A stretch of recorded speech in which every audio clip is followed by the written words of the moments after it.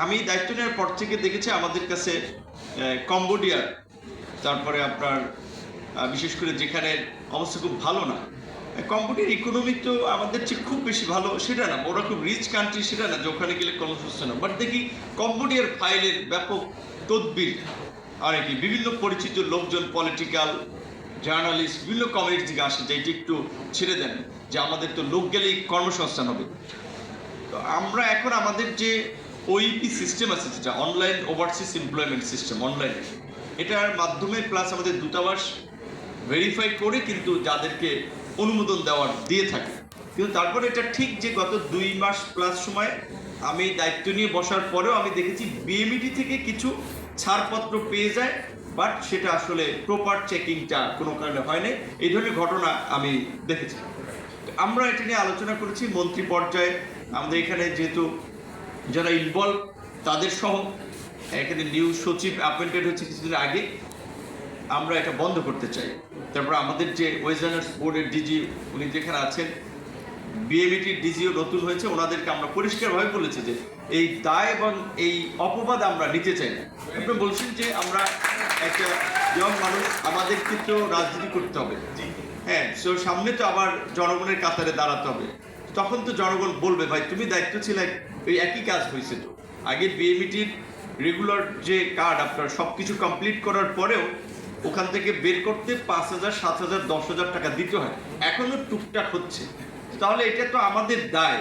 যদি আমরা বলি যে আমরা জানি না বা আমরা বন্ধ করতে পারতেছি না, তাহলে তো সেটা ব্যর্থতা। যদি না পারি তাহলে আমাদের এখান থেকে সরে যাওয়া উচিত। এবং অবশ্যই যেটা আমরা প্রথমে তো একটু বুঝতে হয় আসলে এইখানের কাজটা কি। সেটাই আমরা যদি মনে করি যে আমি ব্যর্থ হচ্ছি, তাহলে বিনয়ের সাথে প্রধানমন্ত্রীকে আমি বলে দেবো যে আপনার কি ধন্যবাদ, আপনার প্রতি কৃতজ্ঞ, আমাকে একটা দায়িত্ব দিয়েছিলেন, কিন্তু এখানে থেকে আমি কাজ করতে পারবো যদি আমরা, এটা আমি ইতিমধ্যে মনে স্থির করেছি, আমি সমস্যাগুলো ফাইন্ড আউট করেছি। এবং আমি এটা জনপ্রশাসন আমাদের যে আপনার প্রতিমন্ত্রী ওনাকে বলেছিলাম, আমার ব্যক্তিগত কোনো চয়েস নেই যে এই কর্মকর্তাকে আমার এই জায়গায় দিতে হবে। আপনারা কিছু ইফিসিয়েন্ট এবং অনেস্ট অফিসার দেন, কারণ আমাদের এই মন্ত্রণালয়ের এই 2-3টে জায়গা খুব গুরুত্বপূর্ণ, বিএমইটি, ওয়েস্টার্নার্স বোর্ড, এরকম জায়গাগুলো। আমি কিছু আগে একটা টেকনিক্যাল ট্রেনিং সেন্টার কথা বলছে, আমাদের 104টা আছে, আরো 50টা হবে, আরো বোধহয় 40টা হবে। এটা মনে হচ্ছে যে গভর্নমেন্টের আসলে ওই যে অনেকে ক্রেডিট নেওয়ার জন্য একজন এমপি কিংবা একজন সচিব, হাই লেভেলের মানে সরকারি কর্মকর্তা তার এলাকায় একটা প্রতিষ্ঠান নিয়ে যাচ্ছে, ওই প্রতিষ্ঠানটা ওখানে প্রয়োজনীয়তা আছে কিনা সেটা যাচাই বাছাই করে না। প্রকৃত অর্থে 110টা ট্রেনিং সেন্টার থাকলেও অনেক জায়গায় ট্রেনিং সেন্টার আছে, ট্রেনিং করানোর লোক নেই, কিন্তু ওখানে হচ্ছে। আবার এই যে সংসদ অধিবেশন হয়েছে, আমাদের অনেক এমপি ডিউ লেটার পাঠিয়েছেন, কিন্তু প্রকৃত অর্থে এগুলো যদি যাচাই করা হয় তার ওখানে এই ট্রেনিং সেন্টারের দরকার নাই, কারণ উপজেলা পর্যায়ে এত লোক এই ট্রেনিং সেন্টারে ট্রেনিং করার মতো লোক নাই। তারপরেও দেখা যায় আমাদের অনেকে পলিটিক্যাল বিবেচনা, বিভিন্ন তদবির, সুপারিশ ক্ষেত্রে দিতে হয়, যাই হোক সেটা হবে। কিন্তু আমরা এখন চেষ্টা করতেছি যে যেইগুলোতে চাহিদা আছে, যেই ট্রেনিং সেন্টারগুলোতে, সেটাকে আরো সুসজ্জিত করে সেটার ফ্যাসিলিটি আরো বাড়িয়ে আমরা, বিশেষ করে মাননীয় প্রধানমন্ত্রী এই বিষয়ে সুস্পষ্ট একটা দিক নির্দেশনা আছে। আমরা ওনার সাথে 4টা মিটিং করেছিলাম এই বৈদেশিক কর্মসংস্থান নিয়ে, সেখান থেকে বেশ কিছু আলাপ আলোচনা, পর্যালোচনা আছে যেগুলো আমরা একটা বাস্তবায়নের প্রক্রিয়ার মধ্যে চেষ্টা করে যাচ্ছি।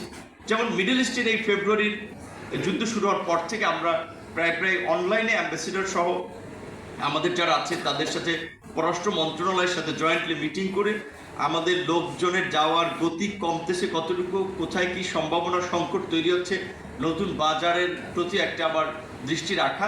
কারণ এটা একটা বাস্তবতা, আমরা যতই বলি এটা ঠিক যে আমাদের যারা প্রবাসী যাবে তাদের মর্যাদা, তাদের অধিকারের প্রশ্নে যেমন আমরা একদিকে শক্ত এবং দৃঢ় একটা অবস্থানে থাকা দরকার, আবার একই সাথে এটাও ঠিক যে বাংলাদেশের মতো একটা ওভার পপুলেটেড কান্ট্রি যদি আপনি কর্মসংস্থান না করতে পারেন, সেটা দেশে কিংবা বিদেশে, তাহলে আবার এখানে একটা নৈরাজ্য কিন্তু তৈরি হবে, মানুষের মধ্যে সামাজিক অবক্ষয় বলেন, অপরাধ প্রবণতা বলেন, নানান ধরনের একটা পরিস্থিতিও কিন্তু তৈরি হবে। কাজে সেক্ষেত্রে আমাদের দেশীয় কর্মসংস্থানের পাশাপাশি বিদেশে একটা কর্মসংস্থানের কথা ভাবতে হয়, যার ফলে আমরা এখন প্রায়োরিটি দিচ্ছি যে আমরা আনস্কিল না, স্কিল ম্যান পাওয়ার পাঠানো।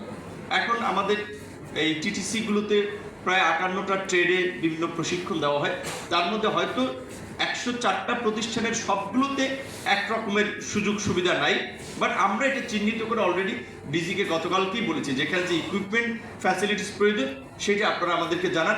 আমরা এই বাজেটে আমরা অর্থ চাব। প্রবাসী কল্যাণ ও বৈদেশিক কর্মসংস্থান মন্ত্রণালয় যেটা লাস্ট ইয়ার আপনার 30 বিলিয়ন প্লাস আপনার রেমিটেন্স আর্ন করেছে, দেশকে দিয়েছে, কিন্তু এই মন্ত্রণালয়ের বাজেট, সরকারি বাজেটটা ফিউ। তো এই বাজেট যদি প্রয়োজন হয় আমরা চাবো, আশা করি সরকার বাড়াবে, কারণ আমি দেখেছি মাননীয় প্রধানমন্ত্রী দুটো জায়গায় খুব বড় ধরনের একটা ওনার কি বলবেন একটা আগ্রহ এবং চেষ্টা আছে। একটা হচ্ছে শিক্ষা খাত নিয়ে, আরেকটা হচ্ছে কর্মসংস্থান নিয়ে। বিশেষ করে তরুণদের বিষয়ে খুব কনসার্ন যে আমাদের এই যে ডেমোগ্রাফিক ডিভিডেন্ড এটাকে কাজে লাগানোর জন্য এখনই মোক্ষম সময়। সেক্ষেত্রে দেখা যায় পলিসি গ্রহণে, বাস্তবায়নে হয়তো কিছুটা সময় লাগবে, কিন্তু আশা করি যে আমরা এখান থেকে ভালো কিছু অন্তত দিয়ে যেতে পারবো, সেই চেষ্টাটা করে যাচ্ছে। এই টেকনিক্যাল ট্রেনিং সেন্টারের মধ্যে আমি প্রথমবারের মতো, যেহেতু আমাদের প্রথম 2 মাসে আপনাদের ইন্টারিম গভর্নমেন্টের সময় যেই আপনার স্পিরিট নিয়ে আসলে এই জুলাই গণ অভ্যুত্থান হয়েছে, যে রাষ্ট্র কাঠামোর একটা পরিবর্তন, রাষ্ট্রের সংস্কার, বাংলাদেশকে একটা নতুন দিকে পরিচালিত করা, নতুনভাবে গড়ে তোলা, একটা নতুন সোশ্যাল কন্ট্রাক্ট, তার অংশ হিসেবে যে আমাদের বেশ একটা বড় ধরনের সংস্কার আলোচনা ইন্টারিম গভর্নমেন্টের সময় হয়েছে। তার 131টি অধ্যাদেশের মধ্যে 90টি আপনার জানেন আইন পাশ হয়েছে। কারণ সুলতান বেড়ে আছে, শ্রম আইন পাশ হয়েছে, অভিবাসী আইন পাশ হয়েছে, যেটা আমি উত্থাপন করেছিলাম। তো এই আইনগুলো পাশ হওয়ার জন্য সংসদ চলেছে, কখনো ডে লং, কখনো বিকালবেলা, আবার অর্ধেক সময় মন্ত্রণালয় কাটিয়েছিলাম, যার ফলে আমরা যে একটা কনস্টিটিউয়েন্সি থেকে ইলেক্টেড হয়েছি ওইখানে খুব বেশি সময় দিতে পারে। মানুষ ক্ষুব্ধ। আমি আজকে চিন্তা করছি যে আর কি সন্ধ্যা একটু এলাকায় যাবো, কালকে একদিন ওপেন ডেতে সময় দেবো, ক্লোজ ডে দিয়ে আবার ঢাকা ব্যাক করবো। তো এই কারণে আমরা হয়তো এই 2 মাসে হয়তো অনেকের প্রত্যাশা যে একটু দৃশ্যমান আরেকটু সেবা কিছু আমরা পরিবর্তন আনতে পারতাম, সেটা হয়তো আপনাদের চাহিদা মতো নাও হতে পারে, বাট আমরা উই আর ট্রাইং। তো আমি সর্বশেষ যেই কথাগুলো বলে শেষ করতে চাই যে আমি ব্যক্তিগতভাবে একজন অ্যাক্টিভিস্ট হিসেবে, স্টুডেন্ট লিডার হিসেবে এবং বাংলাদেশের একেবারে ক্রাইসিস মোমেন্টে ছাত্রনেতা হলেও জাতীয় পর্যায়ের সমস্যা নিয়ে ডিল করেছি, কথা বলেছি, যার ফলে আমি এই আমাদের প্রবাসীদের সমস্যাটা সম্পর্কে খুব ভালোভাবে জানি। কারণ আমি ওই প্রবাসীদের এই দায়িত্ব নেওয়ার আগে থেকে একটা সংগঠনের সাথে কানেক্টেড, প্রবাসী অধিকার পরিষদ নামে, এবং অনলাইনে আমি প্রচুর রাতে মিটিং করতাম, 2 ঘন্টা, 3 ঘন্টা, 4 ঘন্টা, 5 ঘন্টাও। আমি দেখেছি যে কমন কিছু সমস্যা, এবং আমার মনে হচ্ছে এই সমস্যাগুলো সমাধান করতে পারলে তারা বেজায় খুশি, আমরা সরকারের একটা বড় ধরনের বাহবা পাবো। যেমন নাম্বার 1 হচ্ছে এইখান থেকে যাওয়ার সময় একটা পাসপোর্ট করার জন্য দালাল ধরা, সময় মতো পাসপোর্ট না পাওয়া, তারপরে এই ভিসা আপনার ট্রেডিংয়ের কথা আসছে। এখানে আমরা 2টা বিষয় দেখেছি। দেখেন, একদিকে যেমন এটা ঠিক কিছু ভালো ভালো কোম্পানি, যেটা আমাদের আরএমজি আপনার যেমন আপনার বিশেষ করে যারা বায়ার, তারাও যেমন কিছু প্রতিষ্ঠানকে মানসম্মতভাবে তার শ্রমিকদের জীবন মানের ক্ষেত্রেও তারা একটু প্রেশার দিয়ে যায়, তারা একটা লাভের অংশ শেয়ার করে। এরকম কিছু ভালো প্রতিষ্ঠান, সেটা ওয়ালমার্ট কিংবা এই ধরনের আরও HMM, এরকম আরও যে সমস্ত কোম্পানিগুলো আছে, ওরা যেমন এই বিষয়টা মানে, সব কোম্পানি তো এই স্ট্যান্ডার্ড মেনটেন করতে পারে না। তো আমি দেখলাম যে কিছু কোম্পানি আপনার এই তারা বিমান খরচ, তারপরে কর্মীদের থাকার ব্যবস্থা, যাওয়ার খরচ এটা দিয়ে থাকে, আবার অনেকে দিতে চায় না, কিংবা অনেকে দেওয়ার রুলস থাকলেও আমরা তাদেরকে পথটা দেখিয়েছি যে ওইটা দেওয়া লাগবে না, বরঞ্চ ভিসা কিছু দিলে আমরা তোমারে কিছু টাকা পয়সা দিতে পারবো। এইভাবে আমরা আসলে তাদেরকে একটা কি বলবেন নতুন প্র্যাকটিসে নিয়ে আসছি, যার ফলে এখন পরিস্থিতি এমন। এখন আবার যারা বিশেষ করে ভালো বড় ফার্ম আছে, তারা কিন্তু অনেকে ভিসা আনার ক্ষেত্রে তারা একটু লবিং তদবির করে আনে, সেই ক্ষেত্রে তাদের কিছু ইনভেস্ট আমার মনে হচ্ছে যে ওখানে থাকে। তো কিছু আগে একজনের থাইল্যান্ড গেছে, সে বলছে যে থাইল্যান্ডে আমি একটা 5 স্টার রেস্টুরেন্টের HR এর হেড ছিলাম। সো আমি এখন বাংলাদেশে ব্যবসা করে আমি ওখানে এই যে থাইল্যান্ড কম্বোডিয়ার যুদ্ধের ফলে ওখানে যে একটা শ্রমবাজার আছে, এইটা নিয়ে আমি কাজ করতে পারবো।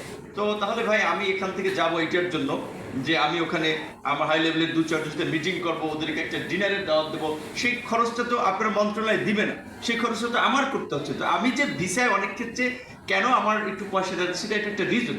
আপনার অ্যাম্বাসিতে তো ওই বাজেট নাই যে আপনার অ্যাম্বাসেডর আপনার ডেকে ওই প্রতিষ্ঠানকে তাকে নিয়ে আপনার একটা ডিনার করবে বা তার সাথে একটা লবিং তদবির করবে। অ্যাম্বাসি রেগুলার ডিপ্লোমেসির মধ্যে থাকে। তো এইটা দেখলাম যে কিছুটা বাস্তবতা। তো সেই জায়গা থেকে হয়তো ভিসার খরচ রাতারাতি আমরা একেবারেই ক্লোজ করতে পারবো না, তবে আমাদের যে আমরা একটা স্ট্যান্ডার্ড খরচ নির্ধারণ করে দেওয়ার জন্য আমরা একটা খসড়া বোধহয় মিটিংয়ে নির্ধারণ করা হচ্ছে যে কোন দেশে গেলে কিরকম খরচ আসতে পারে। গতকালকে আমরা যেটা বলেছি সেটা একটা প্লাস মাইনাস হতে পারে, কিছু কম বেশি, কিন্তু খুব বেশি হবে না। যেমন আপনার ওইটা ছাড়াও আপনি ধরেন সিঙ্গাপুরের মতো একটা ভালো কান্ট্রি, সুলতান ভাই যে এক্সাম্পলের কথা হলো, সিঙ্গাপুরে যাচ্ছে যে 15-16 লাখ টাকা